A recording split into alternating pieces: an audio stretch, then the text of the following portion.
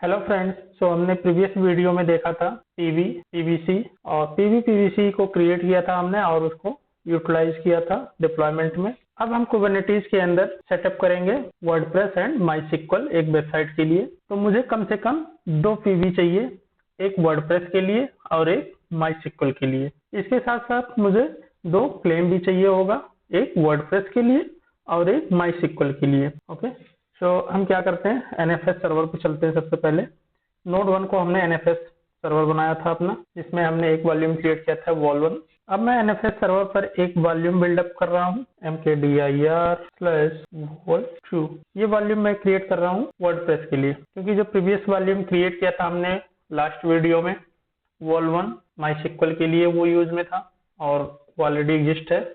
एक क्रिएट कर लेता हूँ वर्डप्रेस के लिए वॉल2 और फाइल ओपन करेंगे एक्सपोर्ट वाली etc एक्सपोर्ट्स और इसमें इस वॉल2 की भी एंट्री डाल देंगे।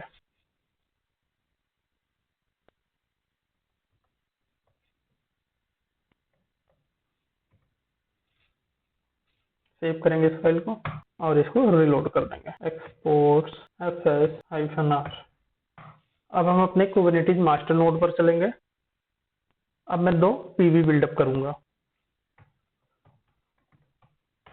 kubectl get pv।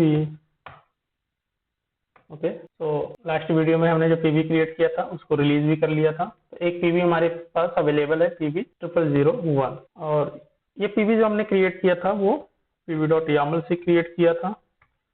उसको ओपन कर लेते हैं और इसी की हेल्प से हम एक दूसरा पीवी भी क्रिएट कर लेते हैं, pv 0002। और इसमें वॉल्यूम की मैपिंग वोल्ट 2 से कर देते हैं और सेम नोड पर ही करेंगे।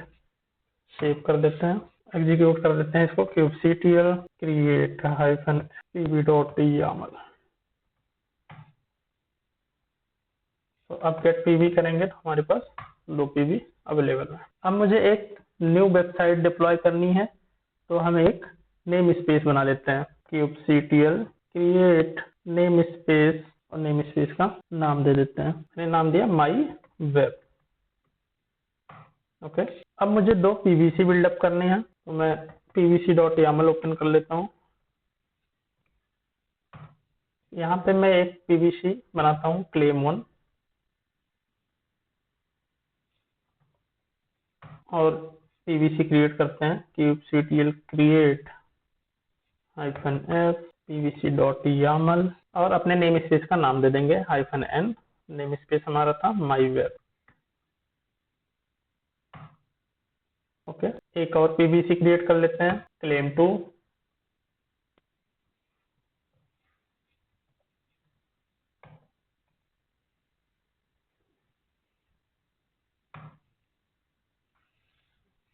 चेक कर लेते हैं क्रिएटेड पीवीसी को, kubectl get pvc -n my web। Okay, तो क्लेम 1 हमारा आप देखोगे तो बाउंड हो गया pv 0001 वाले वॉल्यूम से और क्लेम 2 हमारा pv 0002 से बाउंड हो गया ऑटोमेटिकली। और अगर हम अपना pv चेक करें kubectl get pv, तो यहाँ पे हम देख सकते हैं क्लेम 1 क्लेम 2 बाउंड हो चुका है pv 0001 pv 000। अब हम क्या करेंगे, एक बार माईस्क्ल डिप्लॉय करेंगे और एक बार वर्डप्रेस mkdir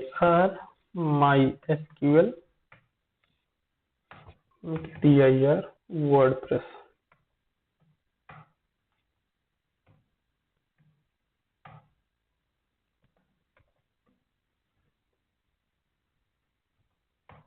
माईस्क्ल में चलते हैं, cd माईस्क्ल। तो अब हम माईस्क्ल का डिप्लॉयमेंट करेंगे, कुबरनेटिस डॉक्यूमेंट पेज पर चलते हैं। ओके, तो इस कोड की अगर बात करें माईस्क्ल डिप्लॉयमेंट.yaml, तो यहाँ पे सर्विस क्रिएट हो रही है, परसिस्टेंट वॉल्यूम पीवी क्रिएट हो रही है जो कि हमने कर रखा है। सर्विस क्रिएट करनी होगी हमें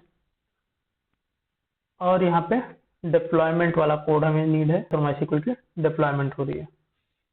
तो इसी कोड को कॉपी करेंगे, बट इस बार हम secret reference code for password use करेंगे। सीक्रेट कोड रेफरेंस पासवर्ड जो लास्ट टाइम हमने यहाँ पे इसकी वैल्यू डिफाइन की थी, इस बार हम सीक्रेट की रेफरेंस यूज करेंगे। तो सबसे पहले हम सीक्रेट की रेफरेंस क्रिएट कर लेते हैं।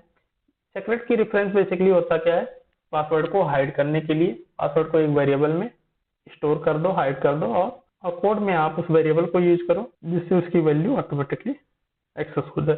तो पासवर्ड को सेक्रेट करने के लिए एक कमांड होती है, तो सबसे पहले हम पासवर्ड को सेक्रेट कर लेते हैं। एक कमांड होती है kubectl create secret generic mysql pass -- from literal equal to password equal to password जो आप देना चाहते हो, हमने यहाँ पे टेस्टिंग दे रखा है, -n अपने नेम स्पेस यहाँ पे साथ में डिफाइन करोगे आप।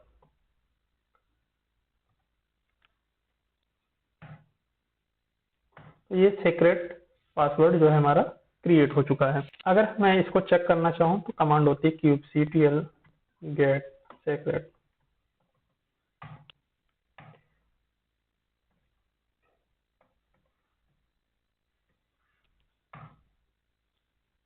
तो हमने नेम स्पेस यूज किया यहाँ पे, तो अब आप देख सकते हो ये MySQL पास जो हमने दिया था नाम, तो यहाँ पे क्रिएटेड दिख रहा है। 39 सेकंड हुए हैं इसको।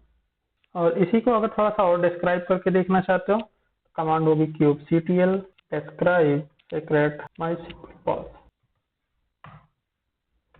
myweb। ये जो MySQL पास है ये वैल्यू गेट सीक्रेट से आ रही है। तो हम क्या करते हैं, इस पूरे कोड की फाइल को डाउनलोड कर लेते हैं या फिर कॉपी कर लेते हैं, देखते हैं कोई ऑप्शन है। तो यहाँ पे कोड को कॉपी करने का भी ऑप्शन है, कॉपी कर लिया हमने लिंक को। फाइल का नाम है MySQL डिप्लॉयमेंट YAML।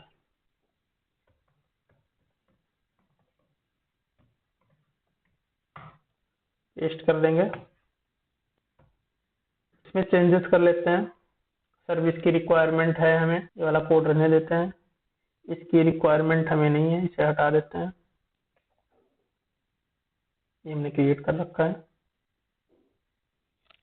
और यहाँ पे MySQL का रेफरेंस की ऑलरेडी हम यूज कर रहे हैं। MySQL पासवर्ड हमने रेफरेंस की में स्टोर कर दिया है, इससे हमारा DBA चल जाएगा। और यहाँ पे मैं अपने क्लेम का नाम मैंने क्या बना रखा है, MySQL claim 1।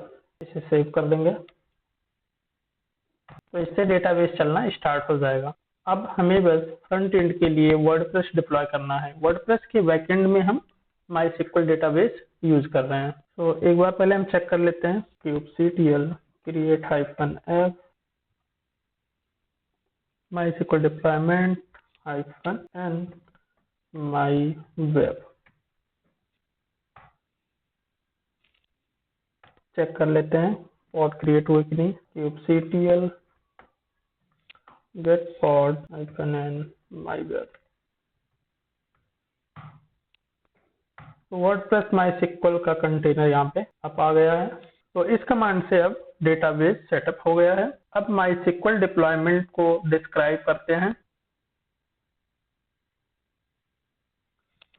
kubectl describe deployment wordpress -mysql -n myweb। तो अब हम यहाँ पे देख सकते हैं कि क्या क्या मैपिंग हो रखी है।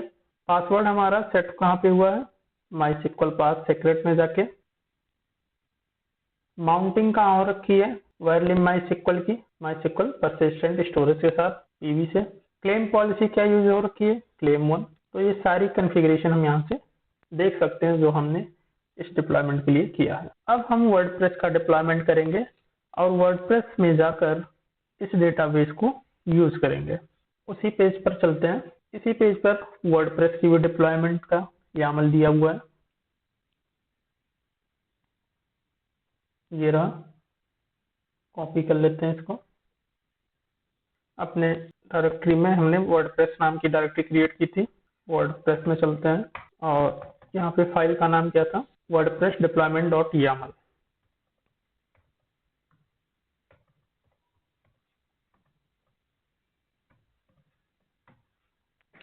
कोड को कॉपी कर दिया हमने, यहाँ पे चेंजेस कर देते हैं। सर्विस चाहिए हमें, PV क्रिएट कर रखा हमने, हटा देते हैं इस कोड को।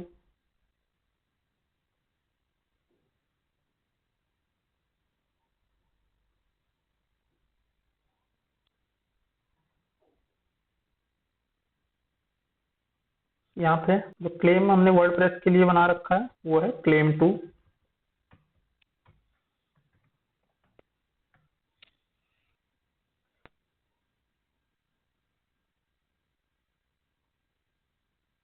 तो यहाँ पे हम वर्डप्रेस के लिए देख सकते हैं सेलेक्टर में वैल्यू आ रही है आपकी क्या, वर्डप्रेस, क्लियर है, फ्रंट एंड। तो ये वैल्यू कहीं ना कहीं माईसीक्वल के अंदर मैच हो रही होगी। और इमेज का नाम क्या है, वर्डप्रेस 4.8 अपाची। तो डेटाबेस से कनेक्ट होने के लिए यहाँ पे एनवी रिलेटेड पैरामीटर्स हैं। होस्ट क्या है, डेटाबेस कहाँ चल रहा है, डीबी का पासवर्ड कहाँ रखा है, इक्वल टू पासवर्ड में। और यहाँ पे वर्डप्रेस कंटेनर को एक्सपोज कर दिया है पोर्ट 80 पे। और यहाँ पे हमने क्लेम को चेंज कर दिया ऑलरेडी। फाइल को सेव कर देते हैं। अब डिप्लॉयमेंट इसकी चलाते हैं, kubectl create -f wordpress -n myweb, kubectl get service -n myweb।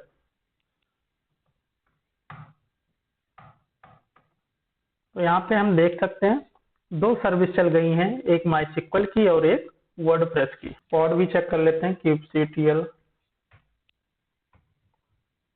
get pod -n myweb,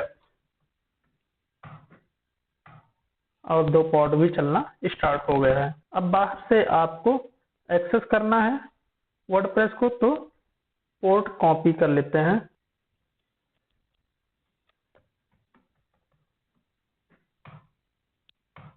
तो वर्डप्रेस पोर्ट की मैपिंग जो हो रखी है इससे हो रखी है, पोर्ट को कॉपी कर लिया हमने। और अब हम मास्टर की पब्लिक आईपी कॉपी कर लेते हैं। ब्राउजर पर चलते हैं,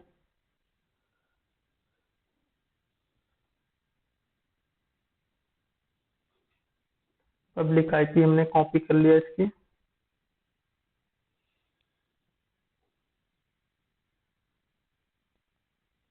और पोर्ट क्या था,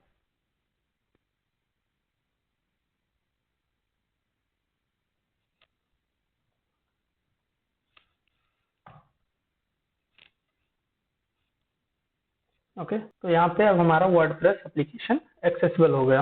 अब हम इस GUI से वर्डप्रेस को कॉन्फ़िगर करेंगे। कंटिन्यू किया हमने, साइट का नाम दे दिया माई वेब, यूजर दे दिया पंकज, पासवर्ड दे दिया हमने यहाँ पे, ओके, ईमेल एड्रेस दे दिया।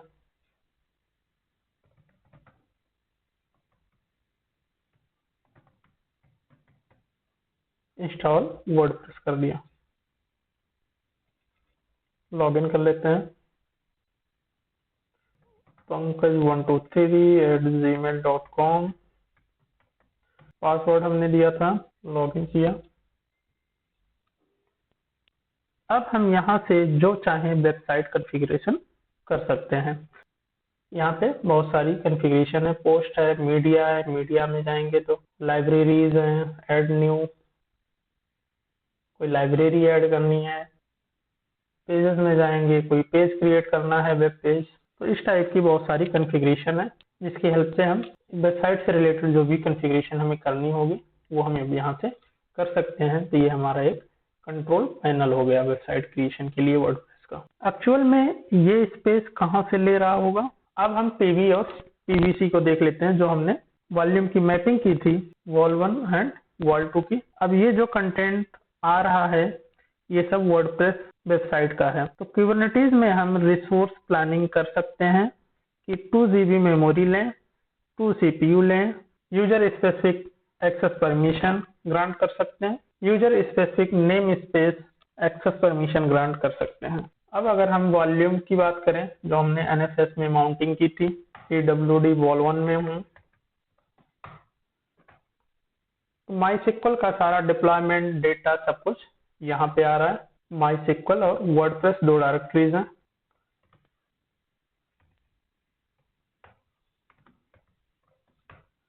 माईसीक्वल में माईसीक्वल का डेटा है,